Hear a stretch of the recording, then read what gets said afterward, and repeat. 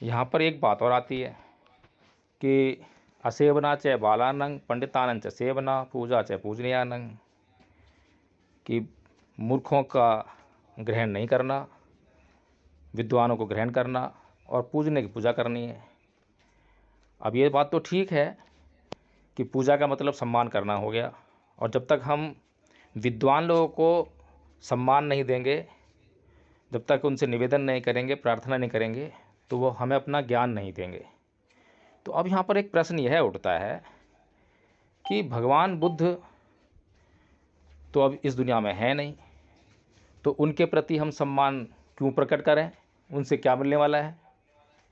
ये बात तो जो है किसी की भी बुद्धि को, तर्क बुद्धि वाले को जच सकती है। लेकिन एक बात सोच के देखें कि जब तक हमारे भीतर भगवान बुद्ध के प्रति श्रद्धा नहीं आएगी, तो क्या उनकी बातों पर विश्वास आएगा? उनकी बातों पर संदेह करते जाएंगे, और जब तक संदेह करेंगे, संदेह करना भी ठीक है, लेकिन संदेह करा लेकिन संदेह का निपटारा नहीं करा, उसकी जांच नहीं करी, खोज नहीं करी, और खोज करके जो है उस संदेह को नहीं मिटाया, केवल संदेह करके रह गए, जैसा कि अन्य लोग करते हैं। आप हिंदुओं को लाख समझाइए कि बौद्ध धर्म वैज्ञानिक धर्म है, बौद्ध धर्म एक गुणकारी धर्म है, लाख समझाइए, वो कभी भी बुद्ध की तरफ मुंह भी नहीं करेंगे, क्योंकि श्रद्धा नहीं है, सम्मान नहीं है। वो बुद्ध जो आज दुनिया में नहीं है, उनके प्रति सम्मान नहीं है, बल्कि घृणा है, द्वेष है। आप किसी मुसलमान को बोलिए, किसी ईसाई को बोलिए, कभी उनकी तरफ मुंह भी नहीं करेगा। जो परंपरागत हिंदू है, परंपरागत मुसलमान है, परंपरागत ईसाई है, लेकिन जो बुद्धिमान हिंदू है, बुद्धिमान मुसलमान है, बुद्धिमान ईसाई है, वो तो सोचेगा, विचार करेगा, सुनेगा कि अच्छा भगवान बुद्ध का धम्म जो है वैज्ञानिक है, चलो आओ जांच करते हैं, बताइए क्या कहा है भगवान बुद्ध ने।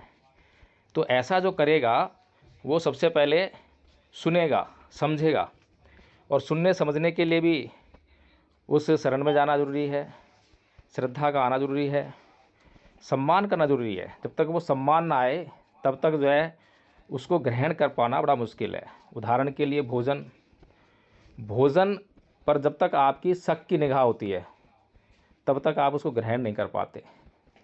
लेकिन जैसे ही आपकी शक की दृष्टि हटती है, तो भोजन को आप जो है पूरे विश्वास के साथ ग्रहण करते हो, और जितने विश्वास का ग्रहण करते हो उतना ही लाभ वो आपको देता है। तो इसीलिए आदरणीय संघ, पूजा का हमें यही अर्थ मुझे तो लगता है समझना चाहिए।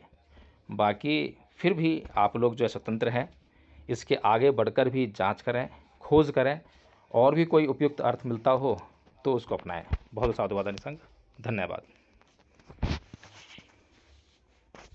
जी वकील साहब, बहुत बहुत साधुवाद जी। आपने बात कहा बहुत ही सटीक और सही है, और इसके साथ मैं उदाहरण के रूप में बताना चाहूंगा कि ज्ञान तो जरूरी है ये है, और भगवान बुद्ध का सारे बातों को स्मरण करना चाहिए।